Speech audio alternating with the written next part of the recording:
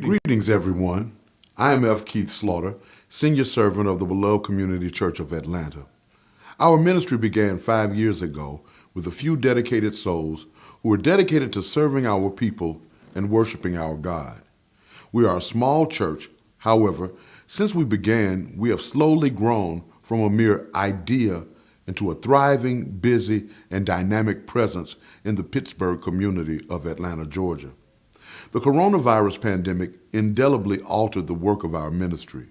The food and resources gap between the poor and others has widened right before our eyes. As the world around us changed, we recognized the need to expand our already established food pantry to include a food sharing component for children and adults in our community. We now serve hot meals, sandwiches, snacks, and beverages 3 days a week and provide emergency food pantry access throughout the week. The times required that we expand our capacity to serve, but we had inadequate facilities needed to do the work. To that end, we recently acquired a historic Pittsburgh landmark formerly known as Little Zion Baptist Church. Our plan is to transition our food pantry and resource brokerage center, including a new day shelter component, into the Little Zion Annex of the beloved Community Church. We need room to grow, and I need your help to make it happen. The food pantry will give community members and their families access to nutritious food in a clean and healthy environment. The Resource Brokerage Center will connect persons to information and benefits available to them, while the day shelter will create space for showers and personal care, cell phone recharging stations, and other help for our unsheltered sisters and brothers. So here's the ask. I'm asking you to be mindful and prayerful around your possible role in helping us to take care of some good people who need to feel the experience of human love, care, and compassion in the midst of their struggle. After considering the possibilities, I ask that you would share your best gift with us to help us renovate the building, put on a new roof, replace the damaged flooring, and rebuild the handicap ramp to make it a bright, healthy, secure space for healing and restoration to occur. I believe that this is good ground. Won't you help us by investing in making Dr. King's vision of the beloved community a blessed reality? You can help us by cash apping us at $ the beloved community. You may also go to my website, drfkeithslaughter.org, and make a PayPal donation. But however you give, make sure you give to this good and worthy cause.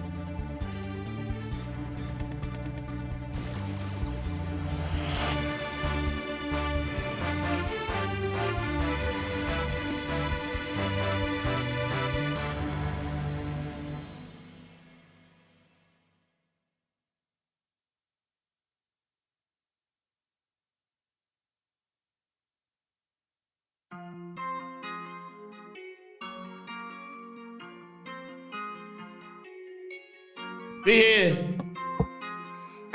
So big. Y'all know what it is. I can't sit at the seat of the scornful. Run away, run away, run away. Those wolves in sheep clothing. Come on. Run away. Take back what you stole from me. Compensate. They keep lying, man, and I can't relate. Run away, run away, run away. Mr. Slaughter D called me Trap Pastor. I talk slow, but you know I rap faster. That right. Hard rhymes, I'm as serious as cancer. Recognize you ain't a slave, you a master. Came here on the bottom of the boat. That right. Can't flow, so I had to backstroke. Coming up on the verses that I rode. Every day I slang hope, not dough. Black excellence, down with the team. Malcolm X's nightmare, Martin Luther's dream. Fight the power, can you feel what I mean? Like Rod Kim said, I'm a microphone fiend. Came south on a special invitation. Say a word on the current situation. No delay, no more hesitation. All you fists up, take your preparation. Sucker.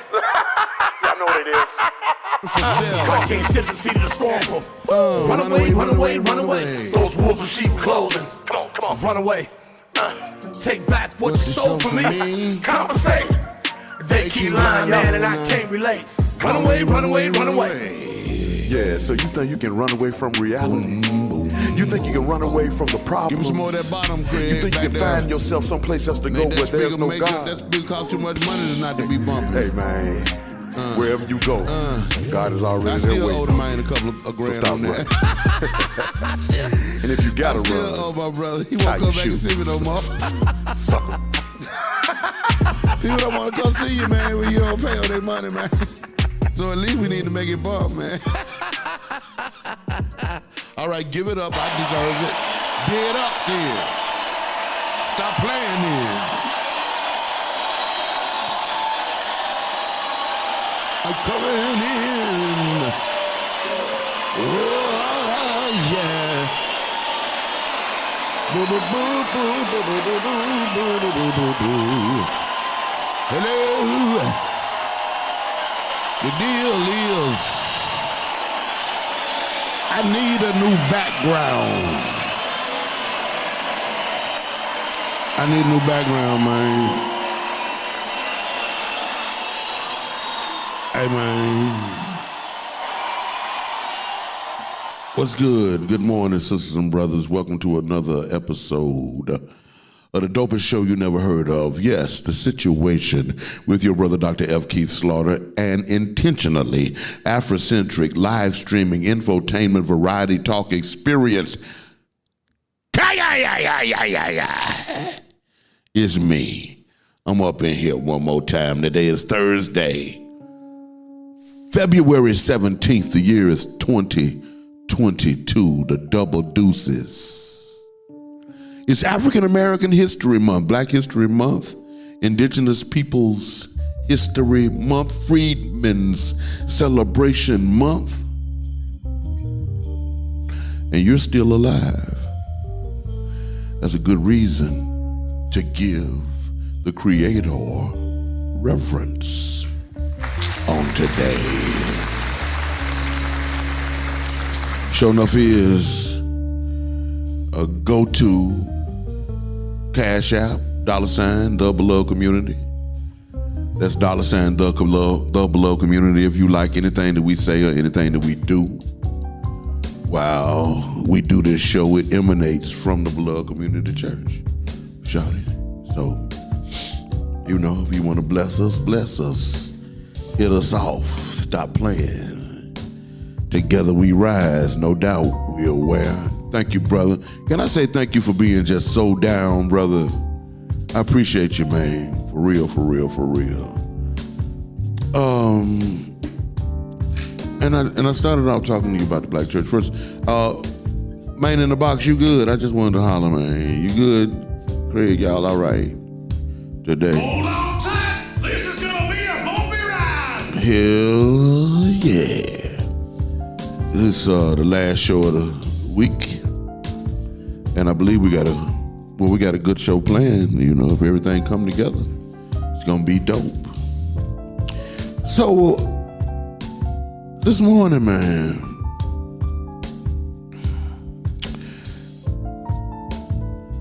I was in a conversation a little while ago with a young lady who is a professor at a local university. She happens to be one of my former students, and we were talking about our responsibility to publish, to write, and how we must come together and leverage the friendships and relationships that we have. Don't make it complicated. Just do the work. We got to write.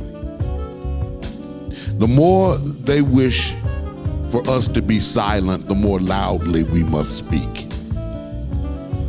And words are heard at the loudest amplification when they are written, printed, and published, so that they don't disappear and turn into a vapor, but they actually are grounded in something that is tangible, where people can refer to them time and time again, the words.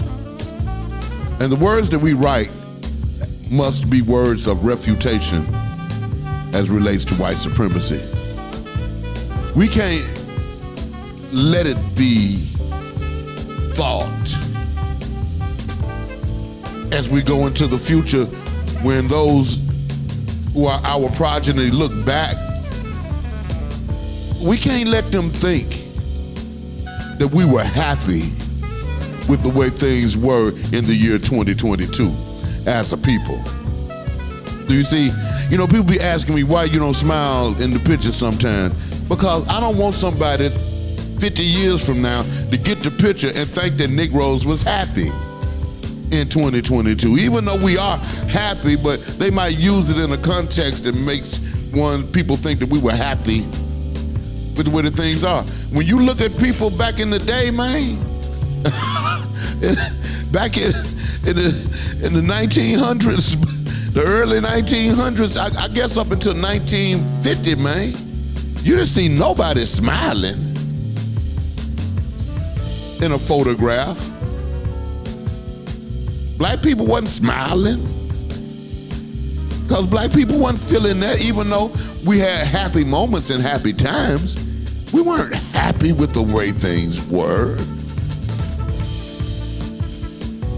And we ain't happy with it now, even though when you see us flying through the air and dunking basketballs and smiling, holding cheeseburgers and, you know, selling cars that most black folks can't afford. And, you know, when you see us portrayed in the public narrative, it appears that everything is all right. All of these integrated commercials with now they doing the black daddy and the white mama. Now, you see that during the Super Bowl? Ain't nobody talk about that. You know, we don't talk about that no more.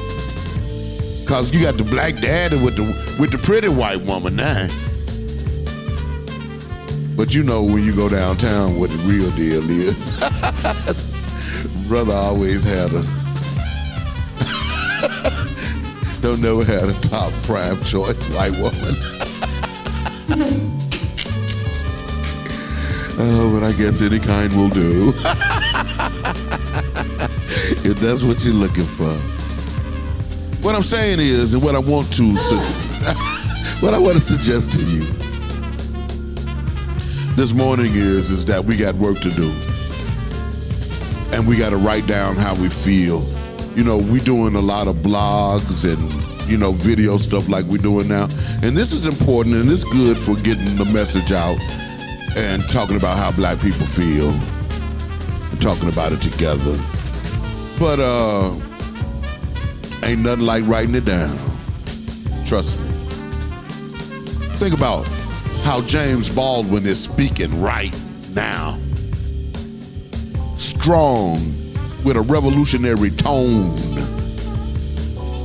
with the tone of a realist, a pragmatist, a thinker, an intellectual who refused to allow the practitioners of white supremacy to rest in comfort. He attacked them as an intellectual insurgent. And that's what we got to do, be intellectual insurgents.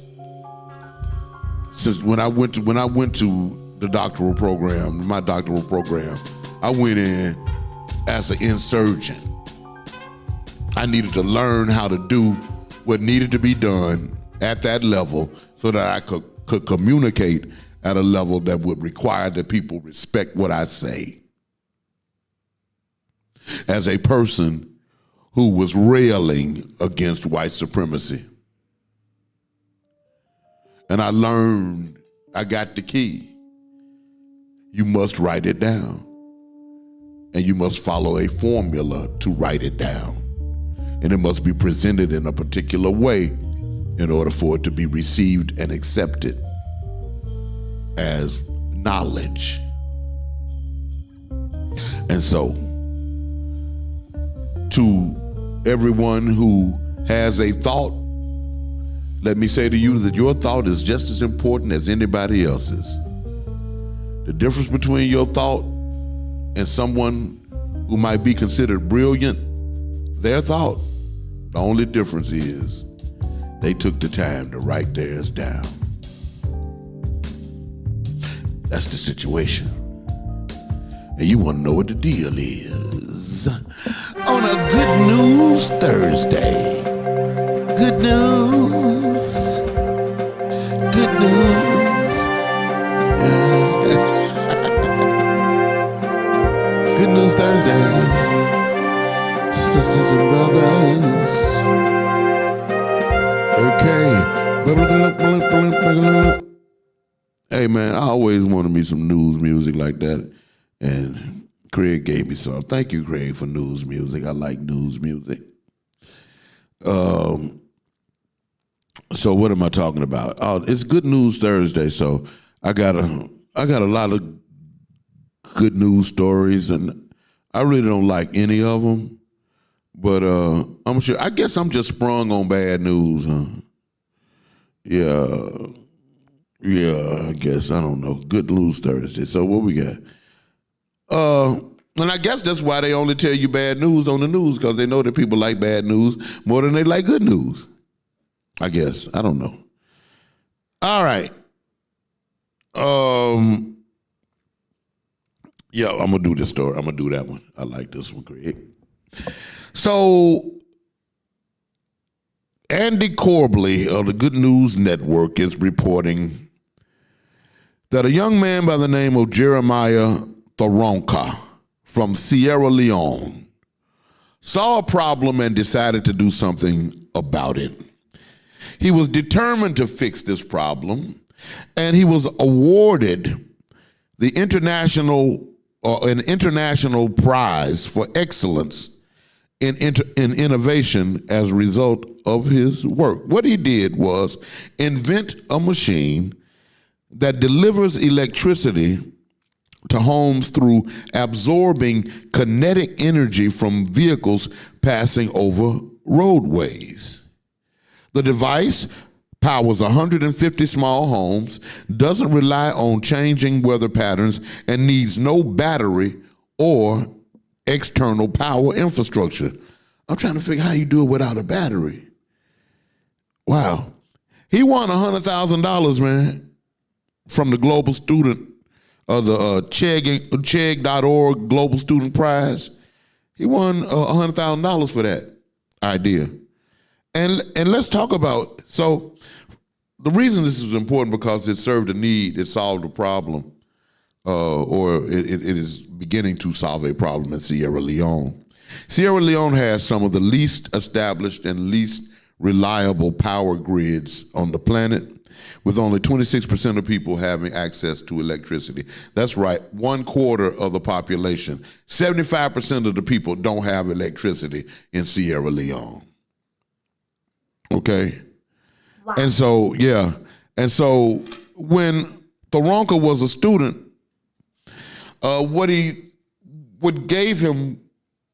what touched him was the fact that many of the students that he went to school with, they fell behind in their studies because they couldn't study in the evenings because they didn't have appropriate lighting to study. And so at the age of 17, he launched a startup company called Optim Energy to power homes via kinetic energy transfer. Okay, what is kinetic energy transfer? Kinetic simply means movement, right? So what he did was he buried some whatever he invented under the roadways, right? Under roadway. And when the road moves, right, the heat, the pressure, the movement gets converted into electrical currents.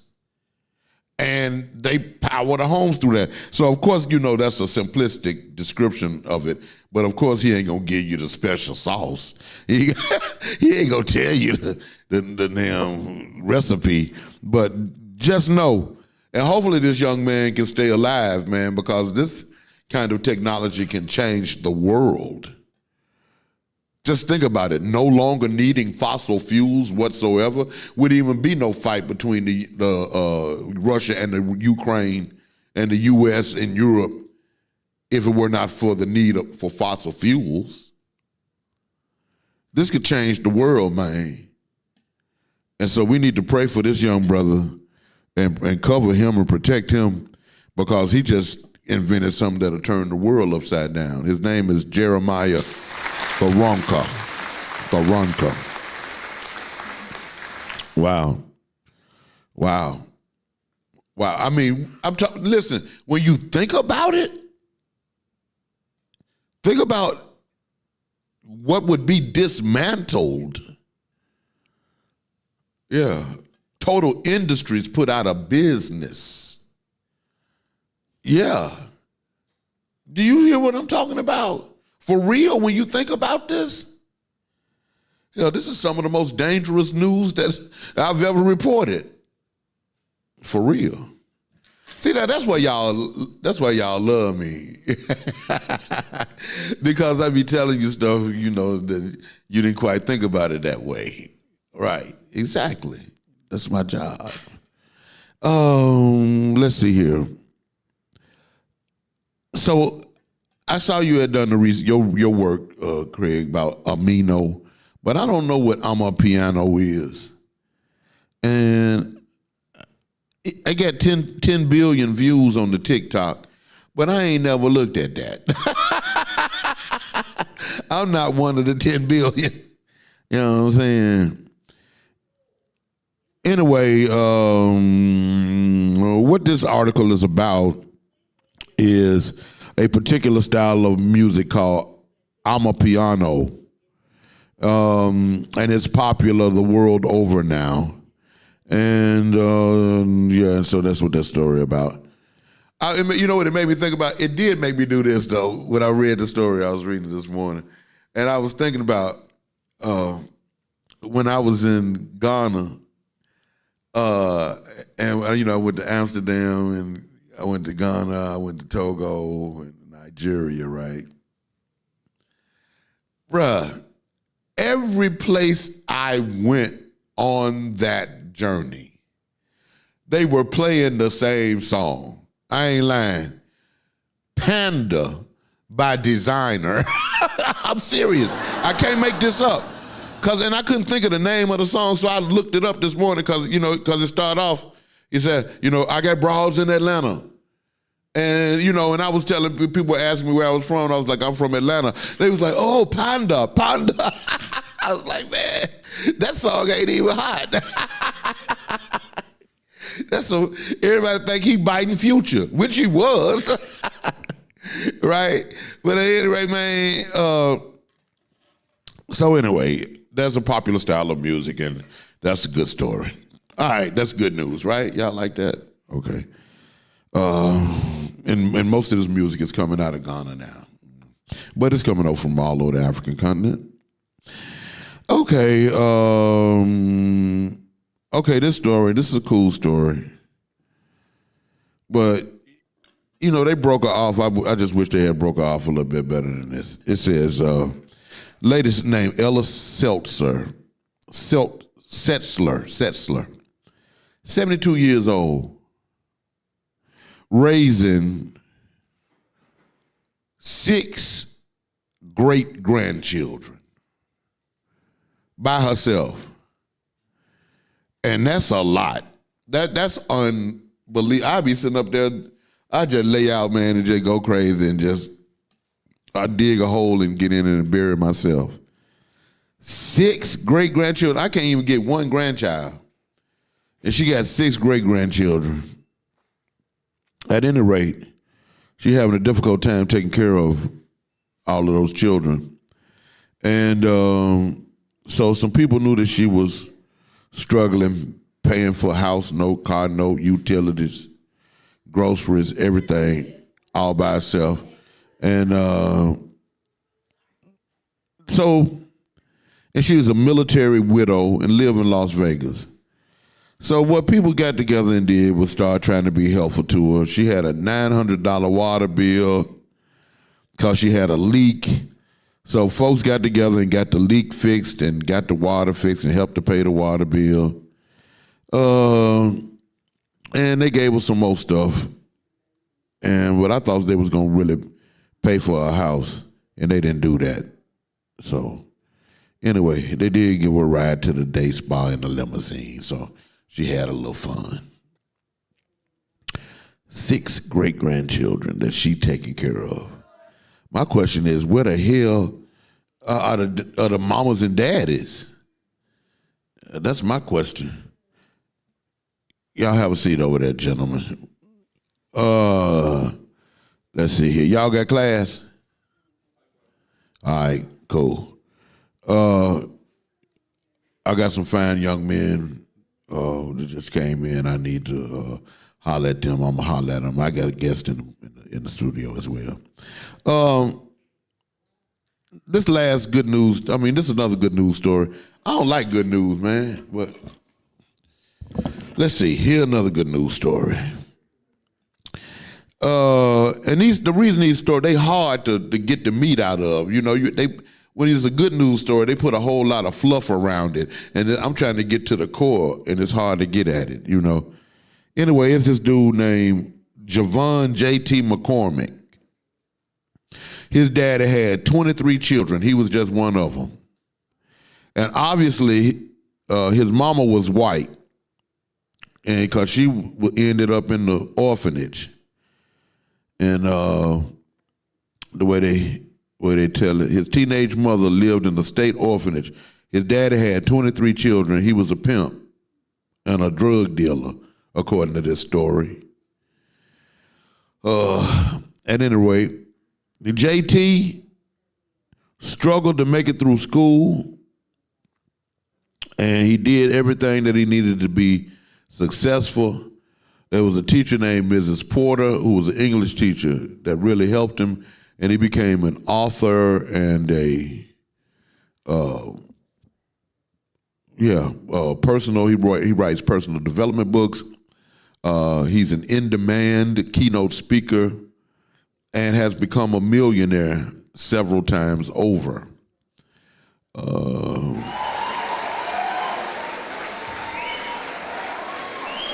And that's cool. I guess that's good news if you care about somebody becoming a millionaire several times over. I'm not impressed, but I'm glad that he ain't selling dope and pimping. Yeah, but he getting at that bag though, doing the same thing his daddy was doing. All right, let me see if I can find one more. Let me see, because the man in the box sent me some stories, some good news stories. Let's see here. I heard about this story. Y'all heard about this story. They don't want you to get too excited about it, but NPR is reporting that in Kenya, clinical trials began on 2 promising new designs for preventative HIV vaccines. In South Africa, researchers launched clinical trials for a therapeutic vaccine intended to strengthen the immune systems of people living with HIV and AIDS. And scientists at the University of Maryland School of Medicine announced their biggest research gift ever, $23.4 million, to continue the university's decades-long work on an HIV/AIDS vaccine from a consortium led by Bill and Melinda Gates. Can't trust that, but at any rate, I'd be scared to take their HIV medication. But at any rate, much work is being done in the area of prevention and cure of HIV and AIDS, and a surgery was done last month on a sister who had both HIV and leukemia. And the drug that she was given was actually designed to help with the leukemia. But what happened was it didn't necessarily cure the leukemia, but it cured the HIV. And so now scientists are excited about the possibilities of there being a cure for HIV/AIDS that'll be brought to bear in the not too distant future. And that, sisters and brothers, is good news. All right. And let's end up right here in the ATL with some good news. Jamie and Jelaya Hemmings were inspired to open a store by their oldest son, Jabari. And so Trilith Studios has brought many development projects to the region just south of Atlanta, talking about Fayetteville. But Jamie and Jelaya Hemmings took note and decided to open an autonomous grocery store called Nourish and Bloom Market. It is the first contactless grocery store in Georgia and the Southeast. It's also the first store of its kind that will be open 24 hours a day, 7 days a week. And Jamie said the idea for the store was planted in October 2020. Employees are on hand to help customers with contactless and traditional checkout. But the store features a state-of-the-art coffee machine, a bistro that serves breakfast, lunch, and dinner, and an all-terrain temperature-controlled delivery robots that are able to travel for up to 3 miles. So this is this is totally innovative, and a totally innovative approach to shopping for groceries. And black people in Fayetteville, in the Atlanta metropolitan area, have done it. The Hemmings. So look out, you're gonna hear a lot from them. What's that, HC? That's something good. Oh, that's what we talked about. Thank you. I appreciate that. It's gonna be a great day now. Yes, it is. All right. So is that enough good news? I got guests on deck. Yeah. Is that's enough good news for y'all? Or y'all need one more? One more. Okay, one more good news story. Let's talk about then Renee Montgomery. Okay. Renee Montgomery, well, let me just say it like this, and Brittany Oliver gets the byline for this. It's the first NBA season that Renee Montgomery did not suit up to hit the hardwood floor at the Gateway Center Arena in College Park. Instead, the two-time champ has stepped into her new role as co-owner of her former team, the Atlanta Dream. Come on, now that's good news. You remember,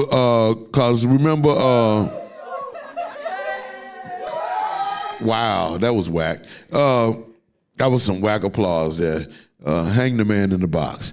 But the reason that this is significant, because the openly virulently racist former congressperson was the co-owner of that team.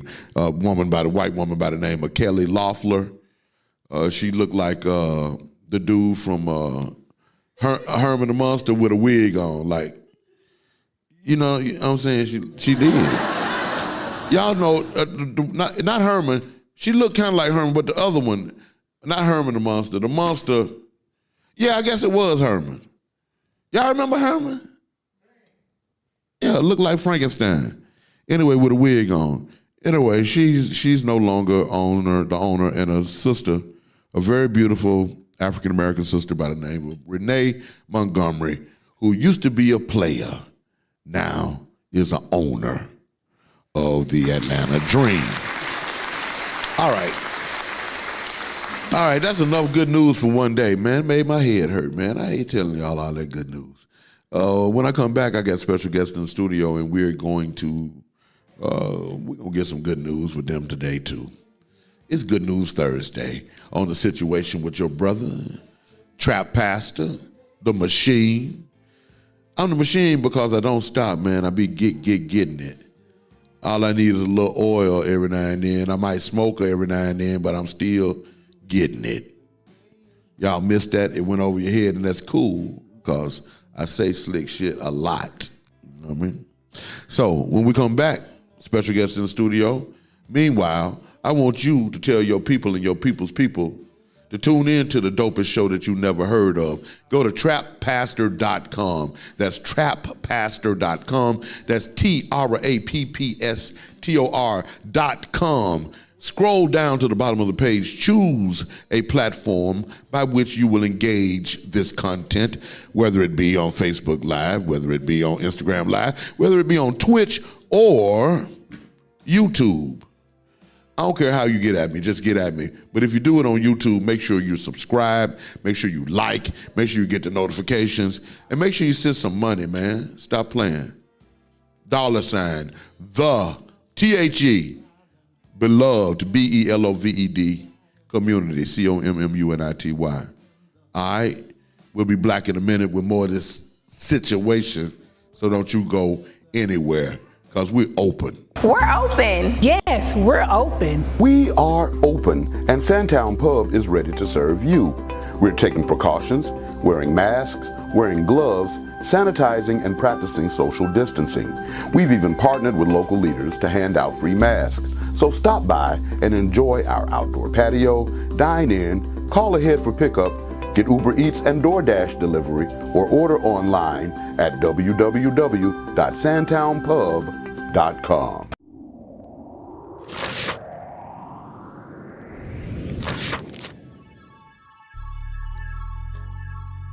Peace, family. It's your girl, Shelly Set with Sun Goddess Sense, your one-stop natural shop. We are located at 4140 Jonesboro Road, booth 225, inside the Forest Park International Discount Mall in Forest Park, Georgia. Come check us out. You can get your health and beauty items, aromatherapy, skincare, Pan-African apparel, and more. You can reach us at 404-434-7963 or sungoddess_sense on IG, or sungoddess.sense on IG, or Sun Goddess Sense like page on Facebook. Peace.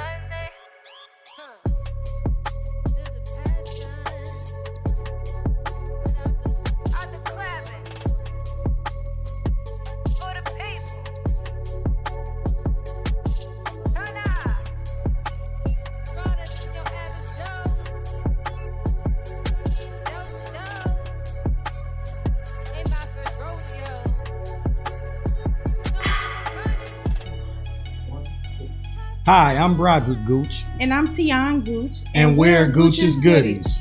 Here at Gooch's Goodies, we specialize in delivering smiles and satisfaction to your home with our high quality food at affordable prices.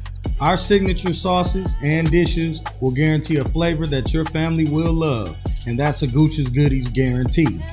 You can follow us on Facebook, DoorDash, and Grubhub. See you soon.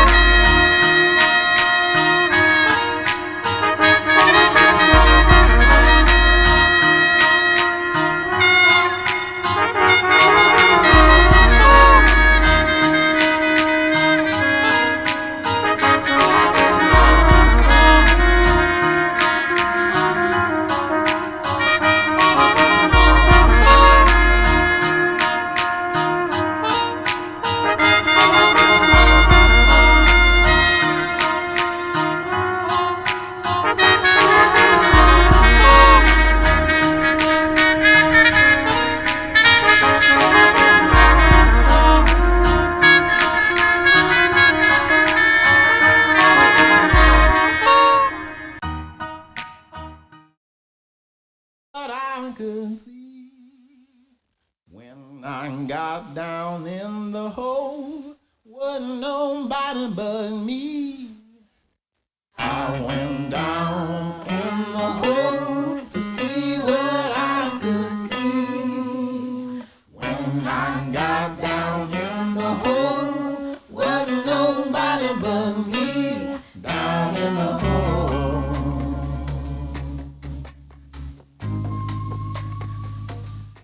Down in the hole.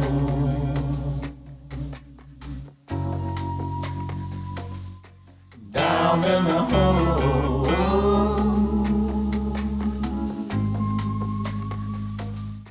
Down in the hole.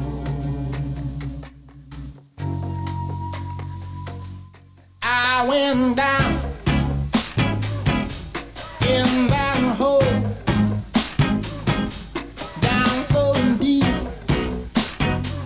I lost my soul. I had to find my way out. It was dark and cold. Nobody could hear me shout. I'm down in the hole.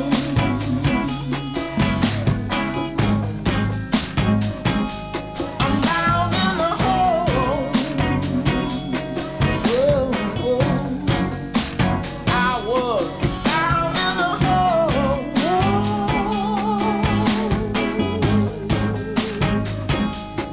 Down in the hole. Oh, oh. I went down in the hole to see what I could see. When I got down in the hole, wasn't nobody but me. Oh, I went down in the hole to see what I could see. But when I got down in the hole, wasn't nobody but me. Down in the hole. Whoa.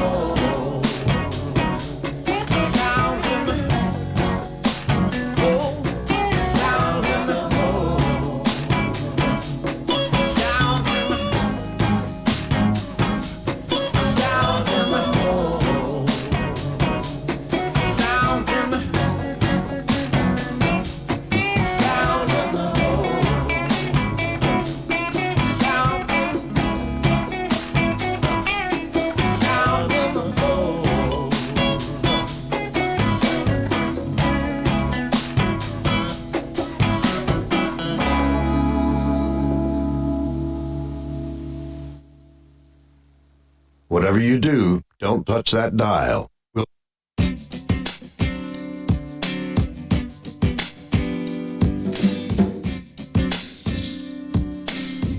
Early.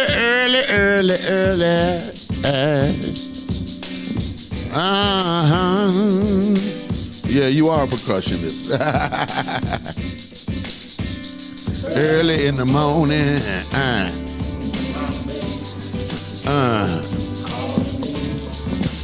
Hey. Early, yeah. Early. Hey. Welcome back to the show, man. It's Slaughter Situation. Beneath me, sounds of the soul of John Black. Yeah, John Arthur Big Ham. Friend of the situation. Scott, you got to get him up in here, man. Stop playing, man. The big bucks that you get paid, you're supposed to be able to produce a guest of this magnitude, okay? Okay, can we get you to turn the pressure up on that one, man?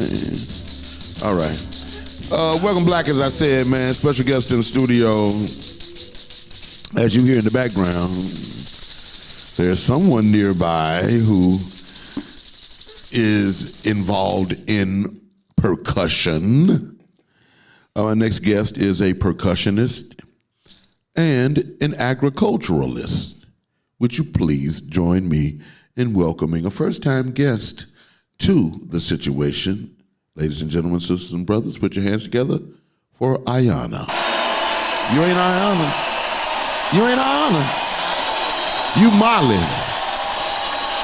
That's right. I'm sorry. You got to see what I got here. You Mollie. I'm thinking Mollie is a dude and Ayana is the lady. But you Mollie like the country.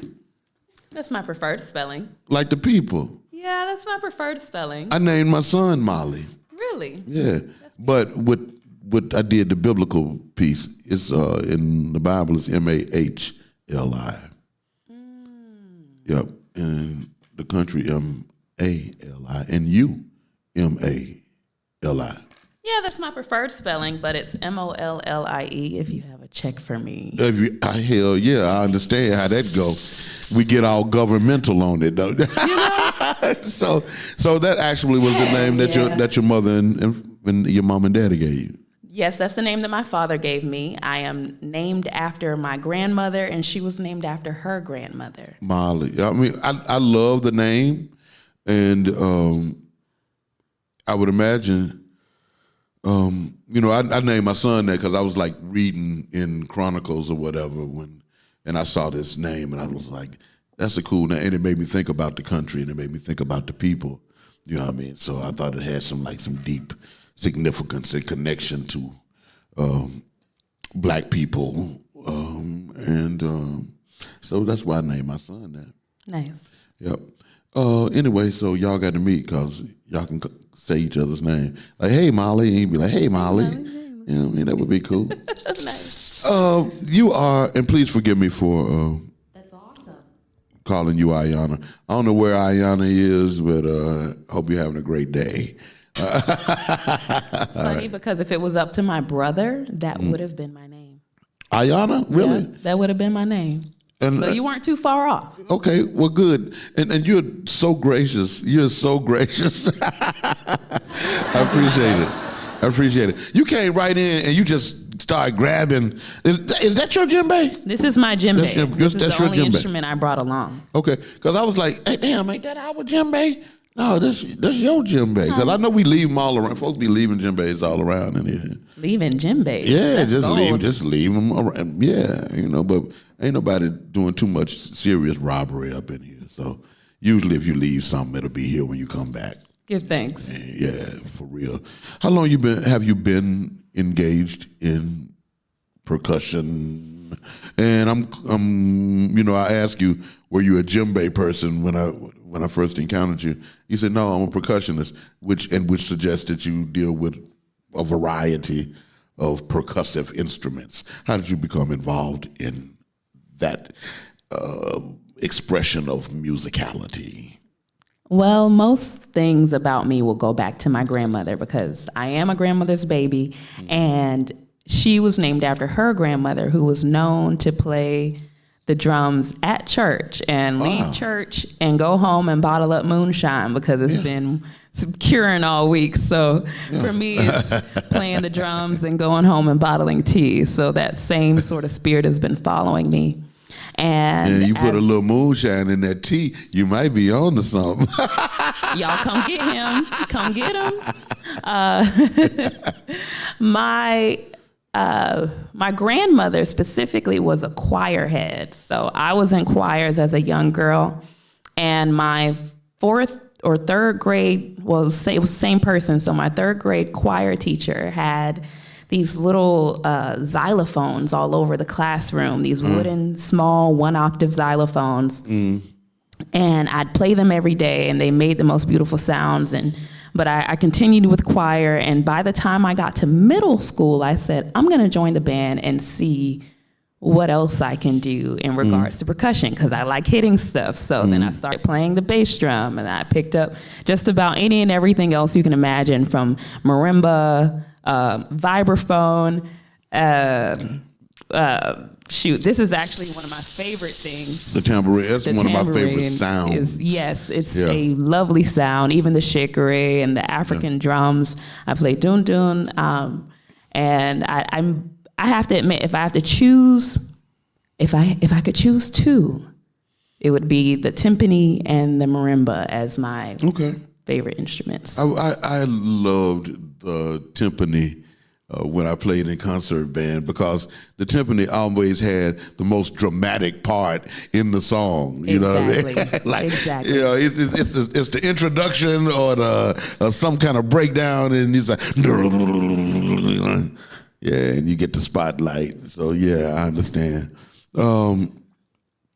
So from there to where did middle school take you? Middle school took me into high school. I was marching with the bass drum for 4 years in the marching band at Mays and then at Redan, and then eventually going into college, I did not march with a drum, but I was still more concert focused, and I went towards concert choir in college because that's what I was interested in at Georgia State. Where did you go? Georgia State. I went to Georgia State. And you're from the AT. And I'm from Atlanta. I was raised in Fourth Ward, got gentrified out, and was like, well, I'm going to go to Georgia State and get right back in the mix. You can't take me out my city. So graduated from Georgia State, did a lot of work in regards to just political and social action work, but still with a heavy focus on how we can infuse the arts to spread the message that we want change in our society. And for me, the biggest focus is change in regards to agriculture and food security. Let's talk about that then. When you talk about agriculture and food security, I want to just ask, why do you think that something that is so basic and necessitous for human survival has become something that people have forgotten how to do? I think two things happened. I won't say them in any particular order, but one thing is, all right, historically, we have been, let's say, 17,000 years living on the continent of North America, traveling up and down from the top of Canada to the bottom of South America and coming back up. Say that again, please. Just say what you just said. We have been navigating this globe for over 17,000 years, going from the top of Canada down to the tip of South America and back up. And you have to ask yourself, how did we eat? We did it all the time. And so we were the progenitors of it, and we taught the world how to farm. And that's why we have in the early 1900s folks like George Washington Carver, who were just embedded with all of this ancient wisdom and able to do the work and teach others. So and Benjamin Banneker before him, people often overlook the contribution that Benjamin Banneker made, not just the clock, but that almanac. Yes. Being able to predict or to calculate when was the best time to plant? What was the best thing to plant? And people made, millions and millions of dollars off of the work of black men and women as relates to informing folks about this stuff, about how to do it. Right. So back to my question, though. And wait, before we go back, Benjamin Banneker, do you know what his descendancy, where he came from, or where they say he most of his ancestors came from? No, I'm not. From the Dogon tribe of Mollie. So it makes absolute and total sense now, Going because back. they were able to calculate movements of the universes. Yes, and historically our ancestors didn't write anything down. Benjamin Banneker was the first that we know of. Right. So were you here for my my monologue, my opening monologue? I'm gonna feel like I was. No, I was No, you not. weren't. No, you weren't. I talked about the importance of black people writing stuff down. Yes. That's interesting. I like when stuff like that happens. Nice. It make it seem like we planned it and like there's a thread that's actually holding our conversation together. But it is, and it's called the universal consciousness. Ashe. Ashe. So, I was telling you, right behind here, as a matter of fact, yesterday I went home and I ate greens, purple cabbage, purple kale, other kind of kale too. And different, I don't know, whatever we got back there, I made my wife's Valentine's dinner. Nice. With fresh greens that had been pulled out of the earth by my hands. Oh, that's wonderful. No chemicals ever on them, all organic, grown on the church grounds, Jesus. So it was holy greens. You know what I'm saying? And all that happened to them was I washed them and put them in the big in the wok. You know what I'm saying? With a little olive oil. You know what I'm talking about? Cook it up. You see what I'm saying? You know what I'm saying? With a little with just a little chicken stock. You know what I'm saying? With the olive oil and then my special.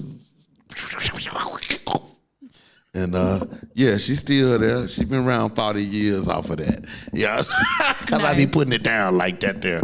Anyway, go back to your explanation of why we act like we forgot. Well, I don't think we act like we did at some point, and we have to ask ourselves, because we also forgot the fact that we used to travel the globe like this. So whatever event that occurred that made us stop traveling is probably a similar event. And so I'm going to fast forward through colonialization and through slavery to say that now most of us are, and we'll even fast forward a little bit past slavery to the Industrial Revolution and the folks who left the farm to go work in the warehouses and factories.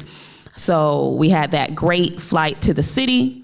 Folks are working in industrial jobs. Folks are going to college, and folks are pretty much saying, I don't want to be on the farm. That's the last thing I want to do. And that's just across the whole society, and everybody's still feeling the pain of having and being forced to do this. And now they're like, I don't have to. A sense of psychological aversion. Yes. And that's associated with the trauma associated with the enslavement experience.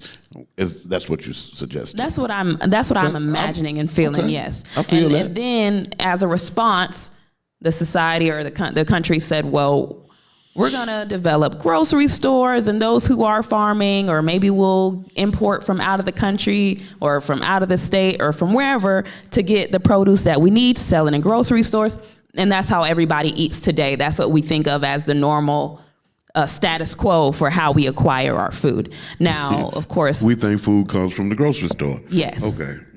And as a society, we don't think that. I think a lot of us knows that food comes from a farm, but we know to get it, or we think to get it from the grocery store. That's our. They the plug. Like they the distro. Yes. Yeah. And so we have to, just establish the new default. And the new default is the old default. The new default is planting every seed that you get, every seed from everything that you eat. Whatever you have scrapped, we compost it. And we're creating these sustainable societies within our own homes, within our own communities, and then eventually throughout the state nationwide. This is so surreal. I just had in the midst of your sharing, I just did a mental picture of what's in the backyard, our garden, and it made me think about.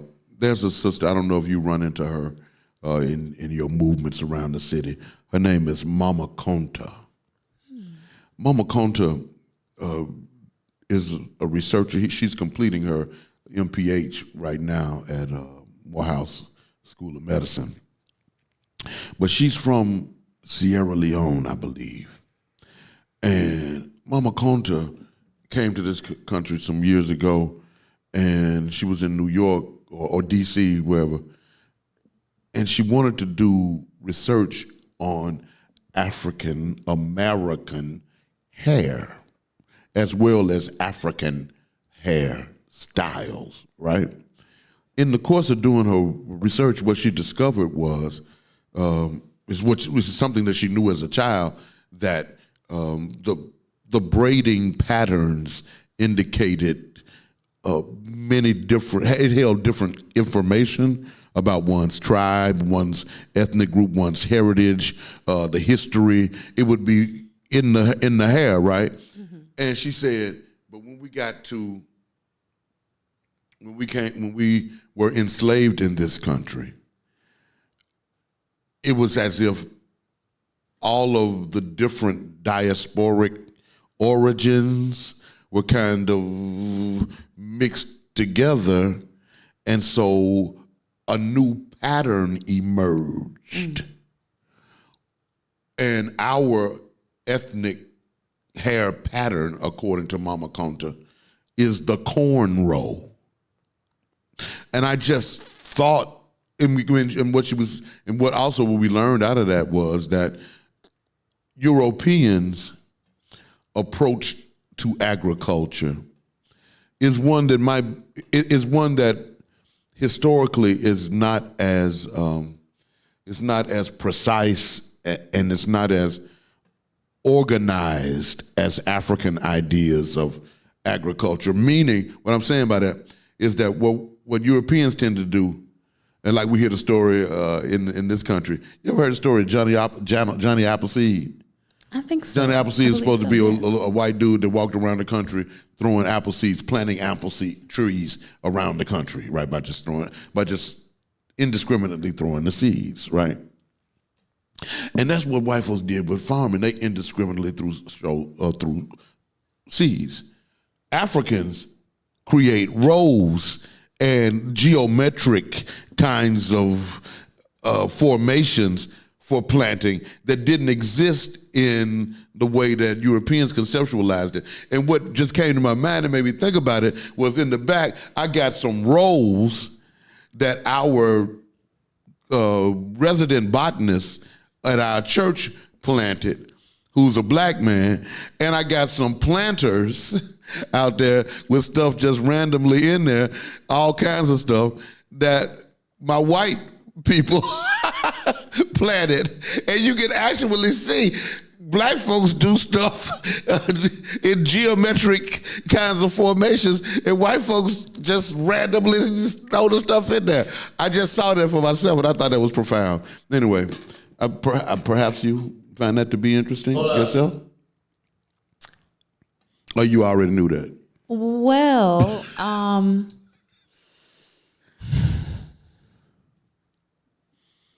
I will say that I have seen some agricultural techniques where, like, the Native American mound builders may do the same thing, but it's almost a mixture of both things that you're talking about, where they build the mound, right? And it's a structure and it's geometric, but that they might cast seeds, but I think there was a rhyme or reason, some sort of logic to what they would plant together to, like, ensure biodiversity, and that, like, okay, this isn't taking too many nutrients, and this is going to deposit some, and this is going to pretty much help to create a ecosystem, or like a food forest more like situation, where everything that's growing together is compatible. Now, the idea of just casting out anything, I know I wouldn't do it. So I'm just going to speak for myself. I don't know what everybody does, but I find that very, very telling that we are definitely still learning and taking pieces and bits from all the ancestors that have been here. Ashe. And also to know that at this point, our biggest solution, because I know you asked me why we've ran away before, but I think that the 2020 pandemic and the shelves of the grocery stores are enough for most of us to have gotten that light on that says, okay, I gotta create food for myself, and especially the children, the youth. Like I say 20 and below, or even pretty much almost everybody 30 and below is like, let's completely divest from the grocery stores. So how do we do this?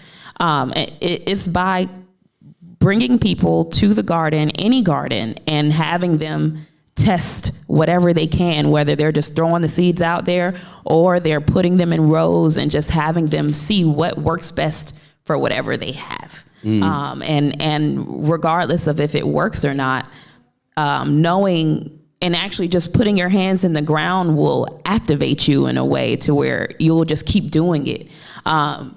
At the same time, we have a lot of resources that are available to us through our farm service agencies. The Georgia Department of Agriculture has a bunch of great resources available. If you call, most of the time someone will answer and direct you directly to where you need to go. But at this point, we are very interested in putting all of these resources into one place so that we're not running across the state looking for answers as to how to build our farms or how to build our gardens. Also, each one teach one. I'm very hopeful that people are coming here to volunteer in the garden, because if you're supporting the garden, you're supporting yourself and your local community. People think about tithes and offerings in church, and they think that it's a monetary value, but this is a way that you can provide value with your hands and your time. No doubt. And learn how to provide food for yourself at the same time. I agree. I can't wait for the herb garden to go on and blossom, because it was planted in the end of the fall, early winter. So I can't wait to see because we got blueberry bushes and blackberry bushes and all kinds of stuff down there. Catnip, parsley, mushroom logs. I mean, just all kinds of thyme. I think oregano. Right back there, we got cilantro. That's the best cilantro in the world. You got to get you a couple of sprigs before you leave. I will. All right, and check it out. And I will. I have some seeds that I would like to donate to the church. We would receive them and plant the hell out of them. Ashe. Okay, Ashe. All right, before I must leave and bring our next guest. I would like, if you would, to bless us. You started off with your musician hat on, then you took it off and you put your farmer's cowboy hat on. Now I want you to take your farmer's hat off and put your percussionist hat back on, and give us just a little sample of what it is that Mollie creates. I want to be clear first that I can't take the farmer hat off, because if you look at this, what is this made out of? It's wood, right? It's made out of a tree. Yeah, a tree. It came from the ground. It was grown. The skin came from, this is goat skin. Mine, some of them are cow skin. Mine is goat skin. So somebody had to raise this goat. And this whole drum is agriculture. You're looking at it.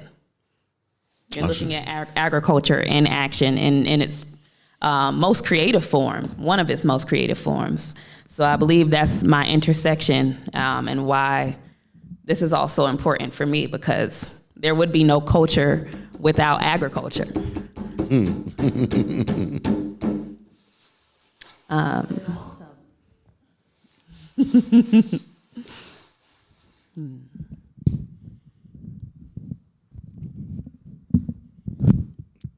Yeah, that ain't gonna. We gonna have to just There you go.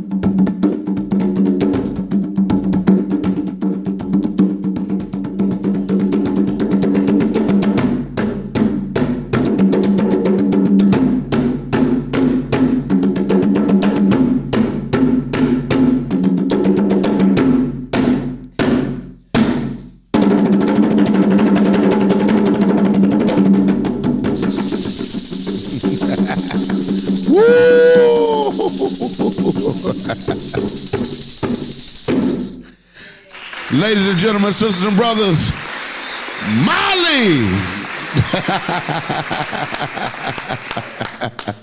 That was dope. You know what it made me think about, though? It made me think about when you was hitting the low tone. It made me think about why it is that black people love 808 so much, because that's the sound. That is the sound. When we come back, I got my dear sister, friend of the situation, on standby. She getting ready to roll up in here and help us to what's going down in her world. So you might want to stay tuned. Yeah, the show was dope today. Mollie brought the funk, the spirituality, as well as the consciousness, and we appreciate that because we need all of that. You know what I'm saying? We appreciate you. Oh, bless us. Thank you for saying that. And when I come back on the other side of the break, man, y'all get ready because the sisters got it. You know what I mean? Holding it down. This African American History Month, Black History Month, it's Indigenous Peoples History Month, it's Freedmen's and Descendants of Freedmen's Month. And we getting it, y'all. So grow some, eat something that you grew. Can't wait to get them seeds. We'll be back when we get back with more of this thing called The Situation. Don't you go anywhere. Your beautiful self.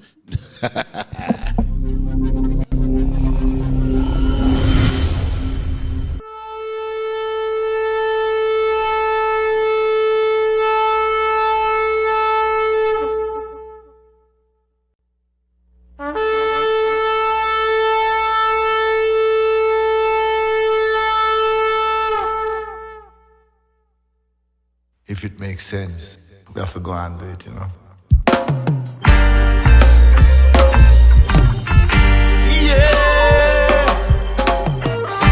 Hear what I man say. Right now, now. But each and every day I say, oh people now. Here I say, freedom. Rasta people them freedom. We're open. Yes, we're open. We are open, and Sandtown Pub is ready to serve you. We're taking precautions, wearing masks, wearing gloves, sanitizing, and practicing social distancing. We've even partnered with local leaders to hand out free masks. So stop by and enjoy our outdoor patio, dine in, call ahead for pickup, get Uber Eats and DoorDash delivery, or order online at www.sandtownpub.com.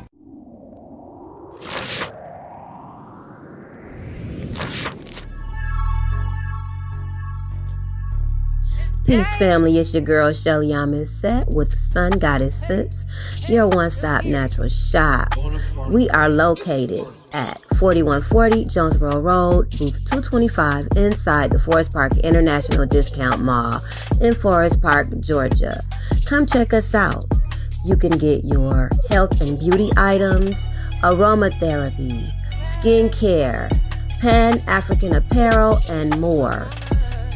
You can reach us at 404-434-7963 or sungoddess_sense on IG or sungoddess.sense on IG or Sun Goddess Sense like page on Facebook. Peace.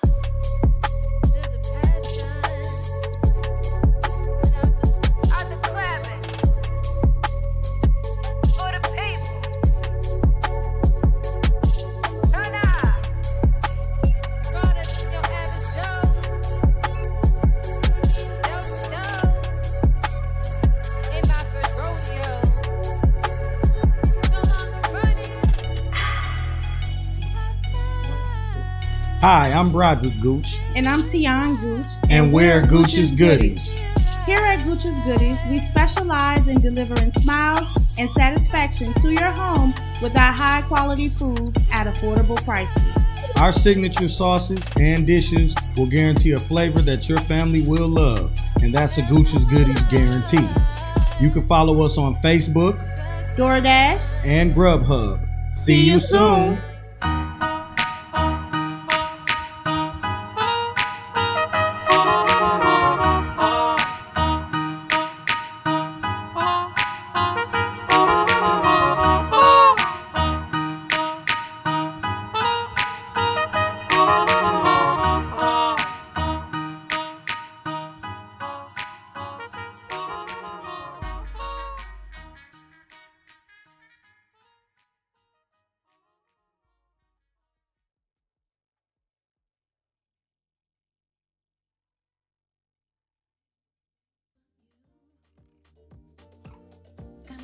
risk it all for you. Boy, you got me losing on my cool. It's true. I've never been the type that's been afraid to dance. I'm the type to take your hand and pull you out in the middle of the floor. Do some things you can't ignore. You say I'm a whole vibe, like I'm righteous but wretched at the same time. We can do whatever you want tonight. Just some words I need to hear. Let me whisper in your ear. Say I'm the one that you want. Say I'm the one that you need. Say I'm the one that you need in your, you need in your, you need in your world.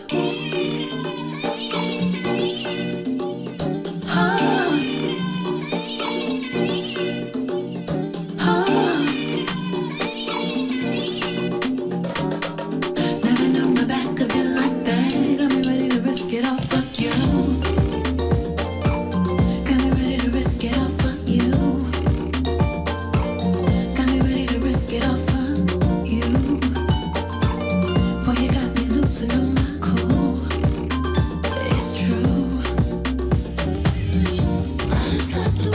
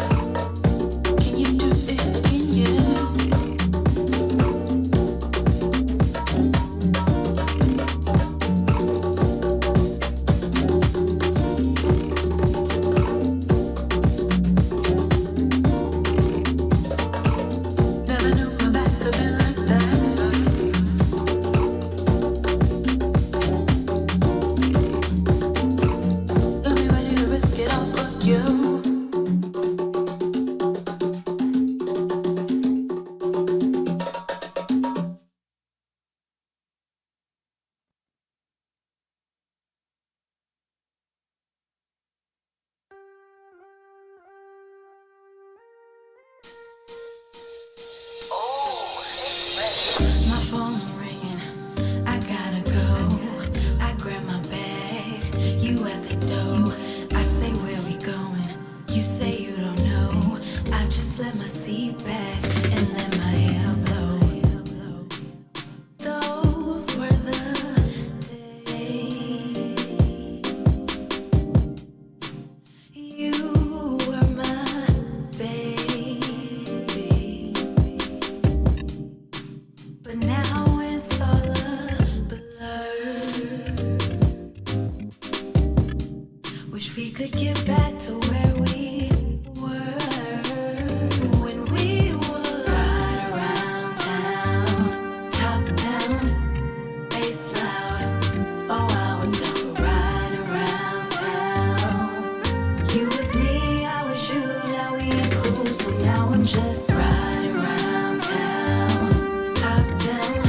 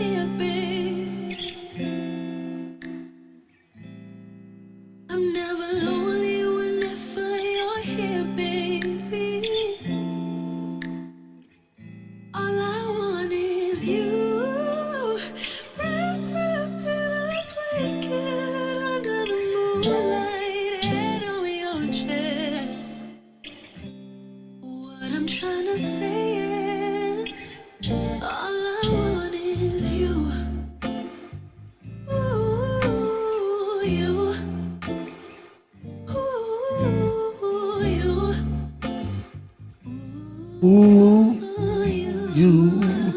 That's my jam right there, boy. Welcome Black to the show. Welcome Black. Slaughter. Situation. Beneath me, the sounds of Somalia and Dane. It's some cool young people, man. You know, Somalia, my baby girl. And Dane is my new friend. Mollie gone, man. And boy, look at that. Look at that stuff. Look how black he got me. See, that's how he do. That's how he do when he, when he be hating. He like hit that little button on the camera to make me like 3 times blacker than I really am. And then Scott started playing the last track, and they just make fun of me. They make fun of me. They do. It's okay. It's okay. I can take it. You know what I'm saying? Oh man, my next guest is an author and a coach. She's a friend of the situation, and she's gonna help you figure out how to monetize your thoughts and dreams. Ladies and gentlemen, sisters and brothers, put your hands together for my dear sister, Studio Steffanie.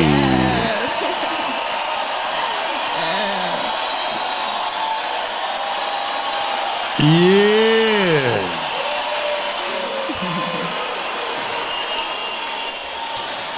What's good, sis? Oh my gosh. Good to see you again. Thank you. I feel great being back. Thank you. It's a blessing to see you. Yes. It truly, truly is.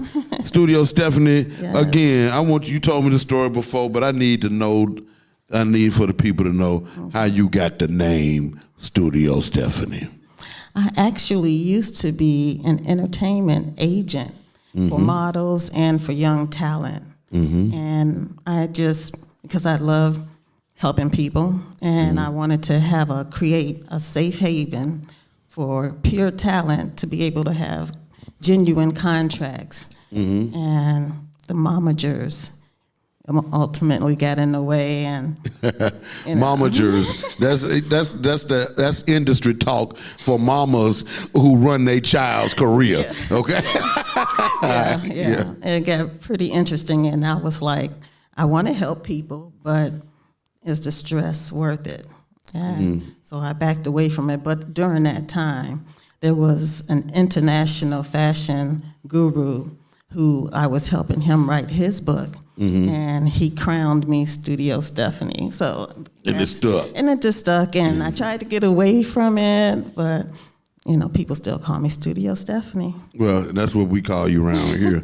And I'm glad to see you again. You work with well, this is your book. That's correct. That's my book. That's what got me started. And you are a wealth and wellness coach. Yes. And in this book, Image is Everything. Yes. Talk about what this lets folks know and what it does for folks.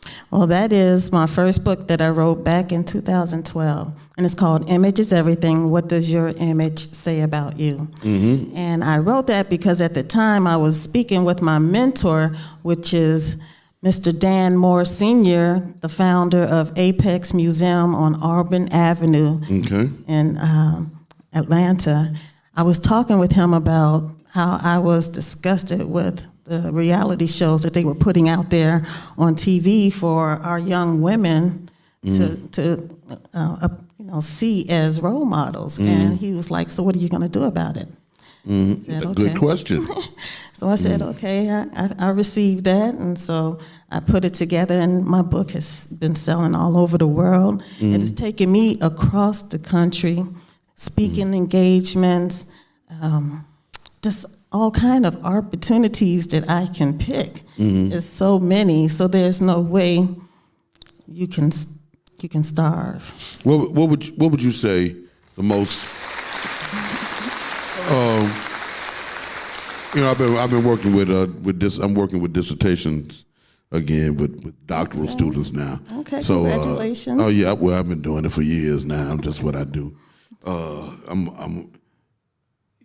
When I think about it, and I never have thought about it, but I'm kind of responsible for the number is getting up there now as it relates to dissertations. Probably about 25 or 30 now. Wow. That's important. I don't even think about what you be doing because you just be living and doing the work. Right. But again, the reason they came to mind is because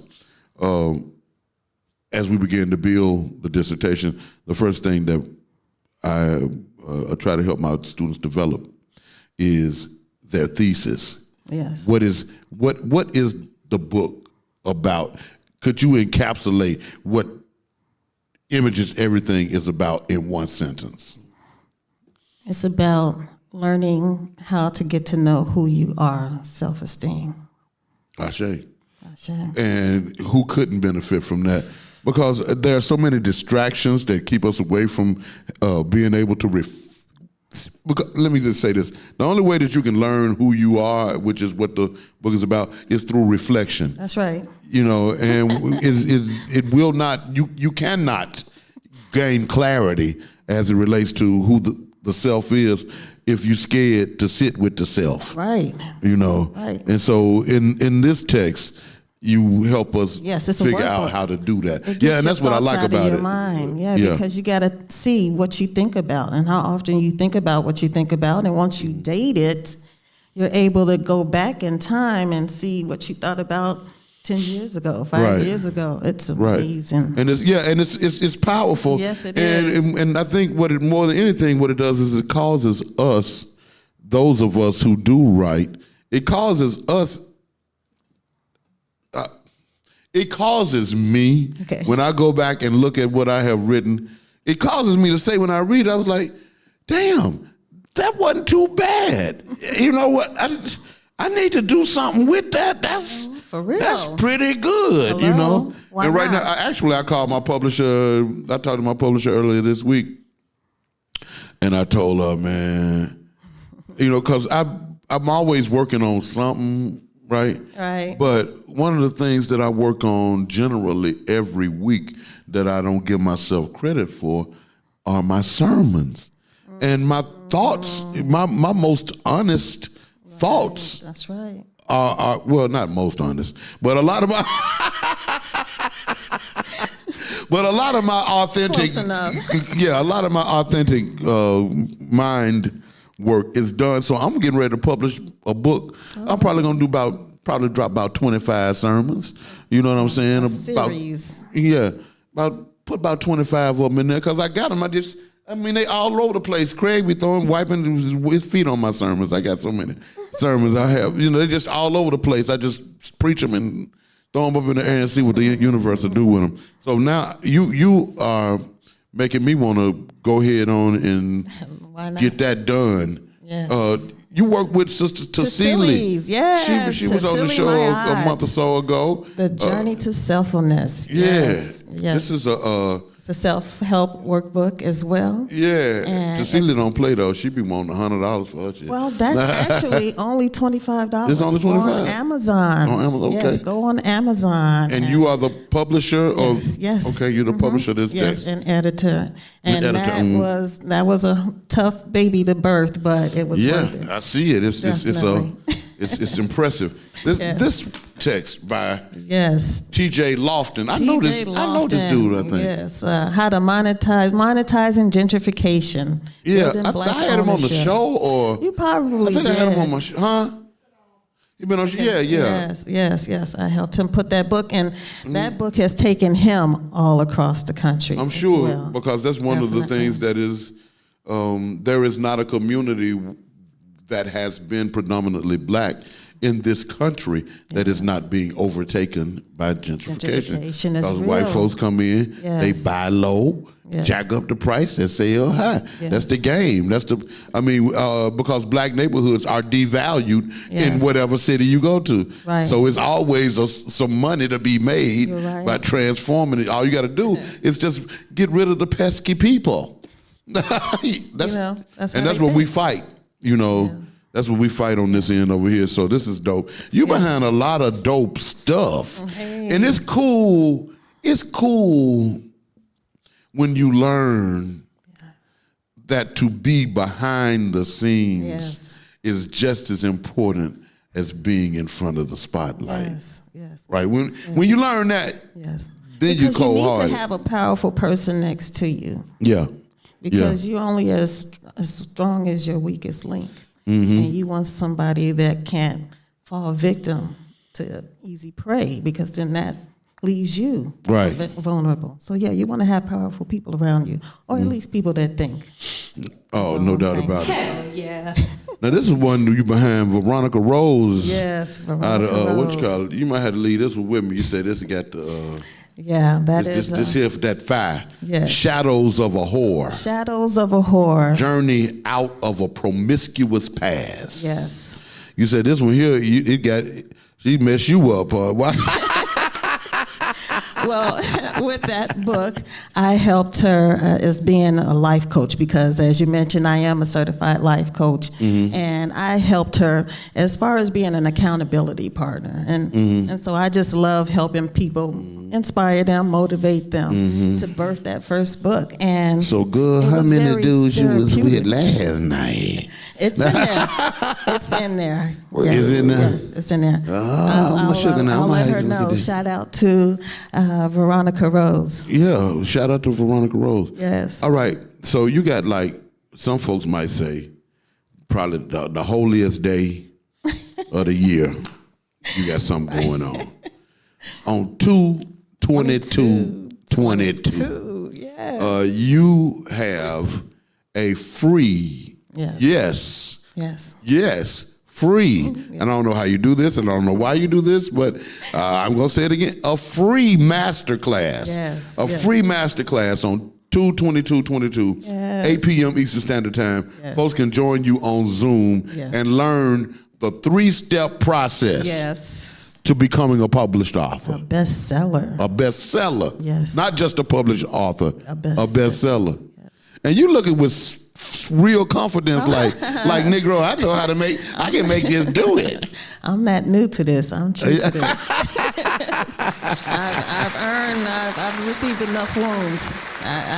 I've learned how to create it. And this is something, but I know you got to know, because it's like, and I know you can do it, because I tell my students, who are about to do a dissertation, I tell them, I say it like this. I know one way. I know a way to get a dissertation done. If you do what I say, we can get it done. That's it. If you don't do what I say, you're going to have difficulty, and you're going to create something that I probably won't sign. However, if you do what I say, I know a way to get it done, and it'll be minimal stress on everyone involved. Yeah. You just got to do what is done. And I hear you saying, it's 3 steps. You know them, and you can teach them. Oh yes. Mm-hmm. Yeah. And if people come and get at you on 2/20, oh man, there's gonna be a lot going on 2/22/22. Man, okay. The world gonna stop for a minute on 2/22, particularly around 8 o'clock Eastern Standard Time, for people to tune in to Zoom and check you out. And so, how do people get the link and all of that so they can be a part of this? Yes, definitely. Great question. They can go online on Instagram. Okay. And just check me out, Studio Steffanie, and that's spelled STUDIO STEFFANIE. Studio Steffanie. FFANIE. So Chicago. But it's also an event on Facebook, and I mentioned it. It's a link on Instagram as well. Okay. So Instagram, Facebook, and LinkedIn. And LinkedIn. Yes. So if they get at Studio Steffanie on any one of those platforms, they can get the link for the Zoom. Yes. And I mean, it would behoove you to tune in. You can thank me later, okay? But right now, you just need to plug in. Yes, ma'am. And they can also text me at 678-330-8139. And that's a text. Yes. Don't call you. Don't call. Don't call you. You won't receive it. like for real, like don't call me.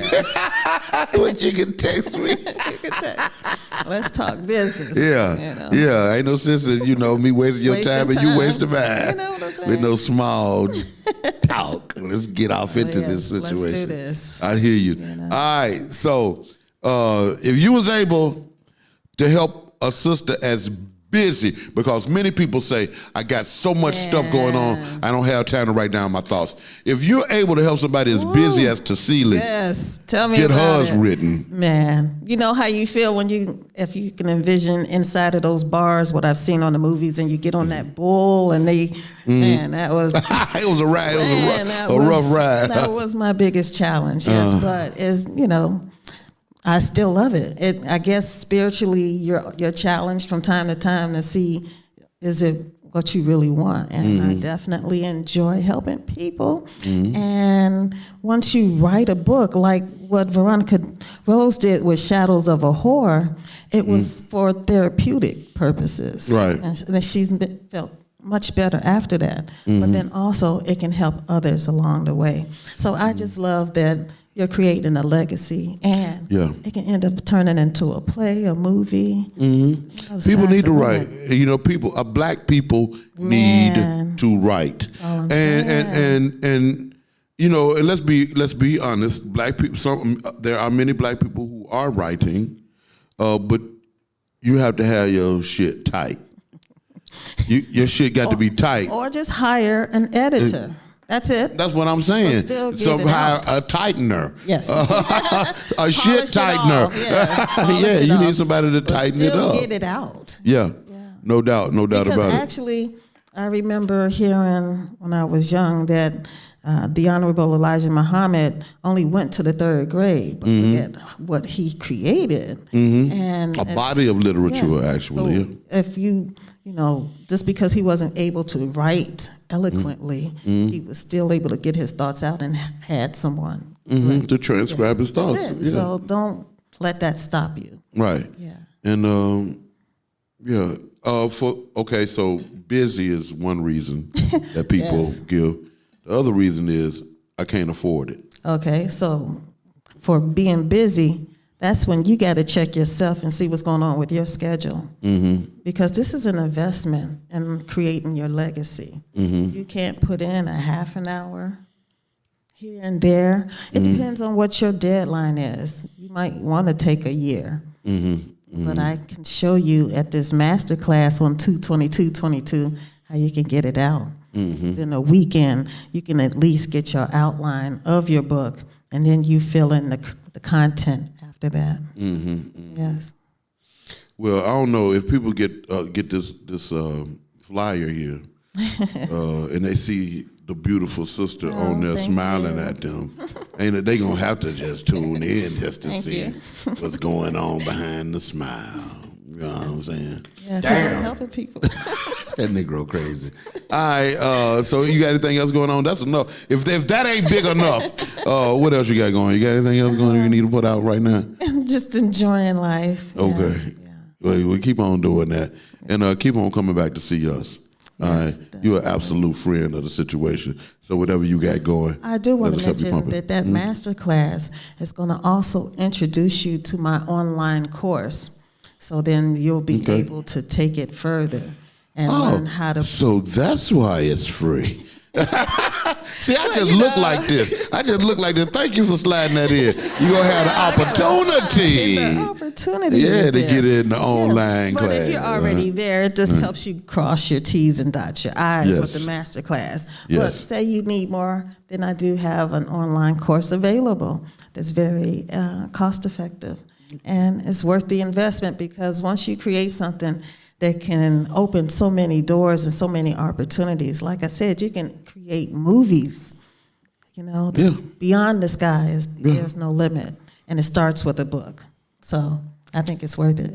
I say. Ladies and gentlemen, sisters and brothers, Studio Steffanie. That's pretty good.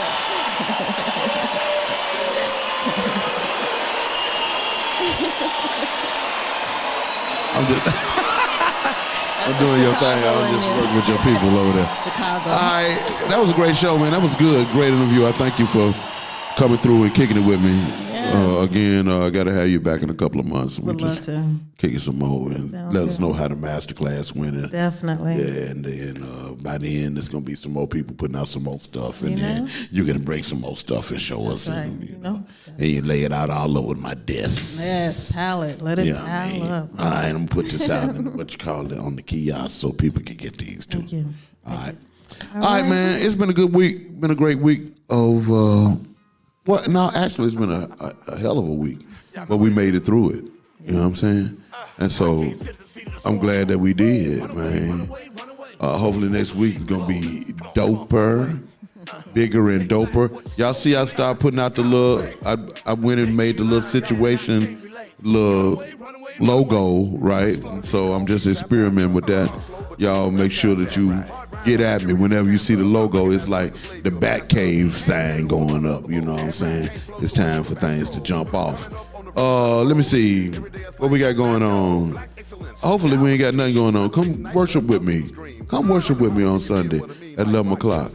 Man, I need to see I got a new drummer coming in and my organist, man, he the bomb, and we be up in here getting, my choir is getting strong and dope again. Man, all that's missing is you. Because we need to worship so we can keep ourselves together, man. Plus the creator been pretty decent, man, and it ain't nothing wrong with giving up a little worship, a little praise, and bringing me some money. Stop playing. Gotta take money to do ministry, and I can't be feeding all these people out my pocket.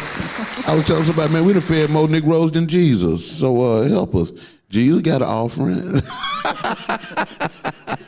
Start the music back up. It's time to go. Start the music back up so I can say what I got to say. You gonna start again? You guys gonna keep it going. All right, peace to peace. To the Archbishop and the Holy Family, to the beloved community I love so well. To my video engineer, Craig.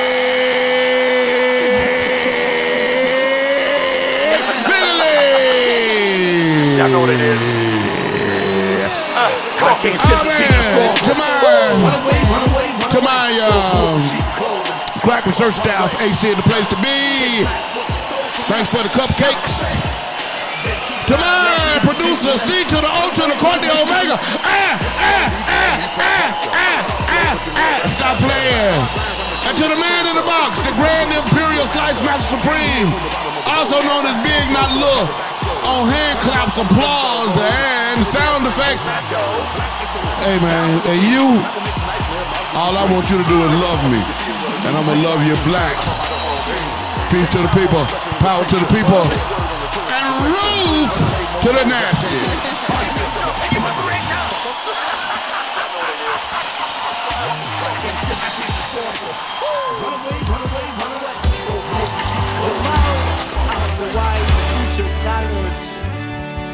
But the lips of the fool talking foolishness. Almighty, me not like them hypocrites, me not like them parasites. Them scheme by day, them plot by night, striving on the plight of the poor and the sufferers. Oh, Jah know them are backstabbers, Jah know them are bloodsuckers. I can't take them vampires, 'cause I'm a free up fighter. I am a free up fighter. I am a free up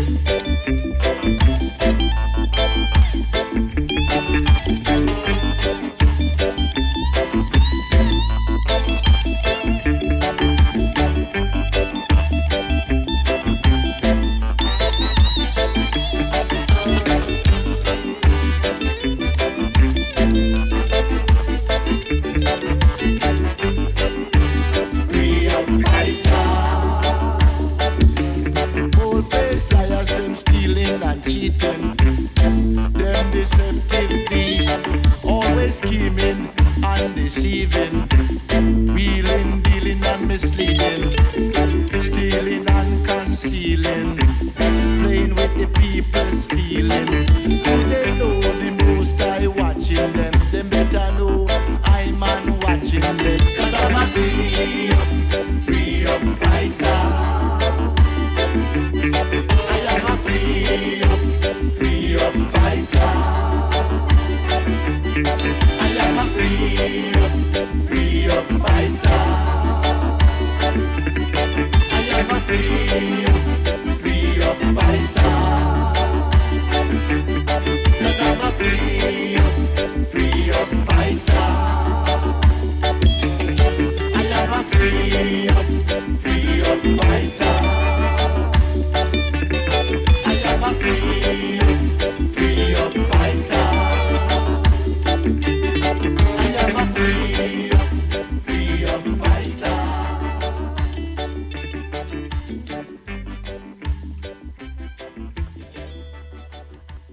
Run the track. Let everything that liveth give thanks and praise unto the Most High. Mother, Father, I. Father, Mother, I. Earth, sea, I.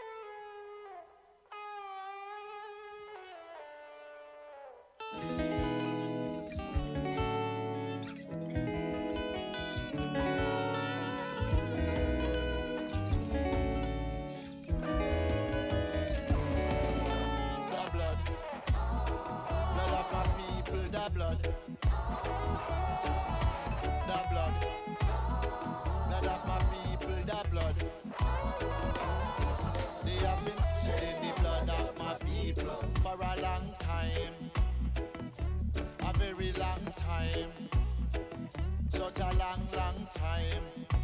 I see the blood of my people is the lifeline, the substance of the beast. They have been shedding the blood of my people.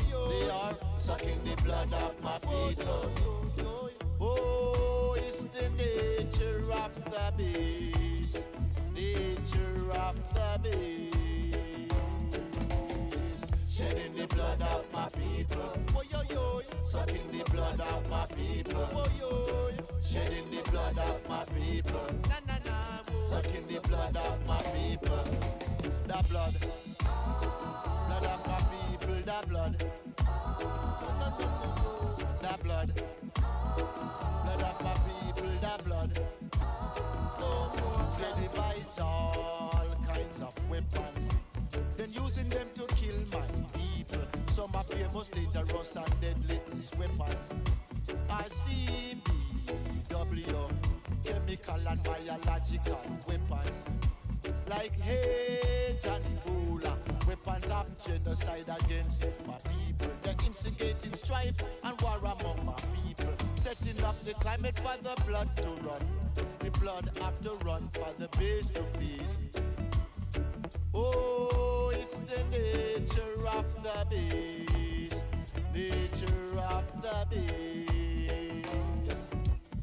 Shedding the blood of my people. Sucking the blood of my people. Shedding the blood of my people.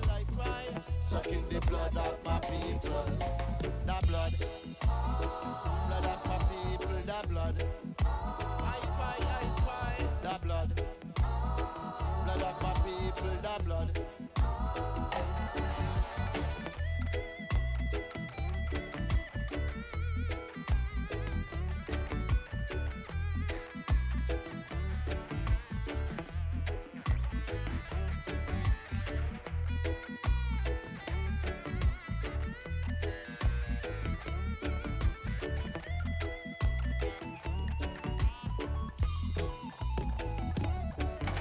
The blood.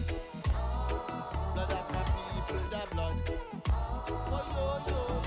The blood. Blood of my people, the blood.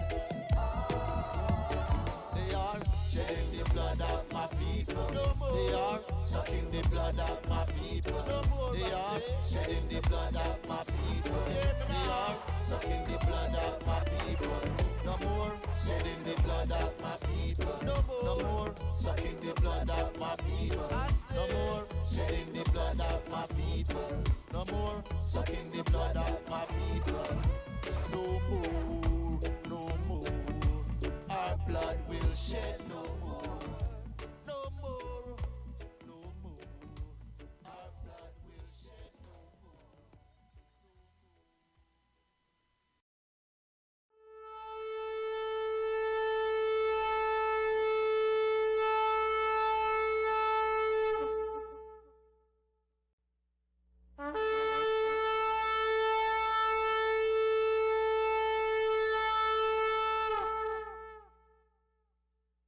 If it makes sense, we have to go and do it, you know.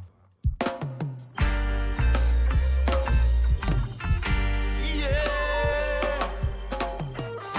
Hear what I man say. Right now, now. But each and every day I say, oh people now. Here I say, freedom, freedom, freedom, freedom. Rasta people, them freedom. African people, freedom. The original people, they can find your body. Don't let them control your mind. So free up your mind, oh people now who have been trapped by the demons of the beast. They are trying to destroy your mind and spirit, your heart and soul, your divine control. Before they violate your body and destroy your world, they are waging all kind of warfare to distract and confuse your mind. Break them shackles, break them chains. Don't let them control your brain. Break them shackles, break them chains. Even though them change your name. Wake up, wake up, wake up, free your mind. Wake up, wake up, wake up, wake up, free your mind. If they control your mind, they can control your thoughts. If they control your thoughts, they can control your actions. Practically to take their baits that will lead you to self-destruction. With your self-defeating, self-destructive actions, doing exactly what they want. As you fall in their trap, say, up your manipulation, them unleash, them demons and them beast, to rape, ravage and feast. So wake up, oh people, to reality. Wake up and free your mind. Wake up, oh people, to reality. Wake up and free your mind. Wake up, wake up, wake up and free your mind. Wake up, wake up, wake up and free your mind.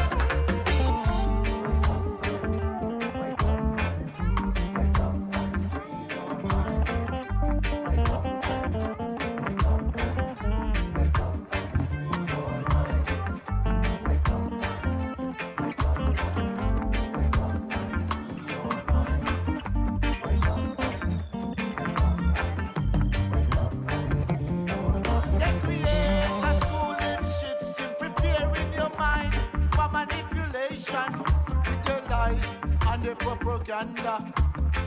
Sensitizing your minds for more lies and falsification. To the medias and their institutions, we make up rules and more distractions, confusing and mixing up your mind. Do you know what are their plans? I say it's mind control. Them evil Babylonians, they wanna steal your soul. So wake up, oh people, to reality.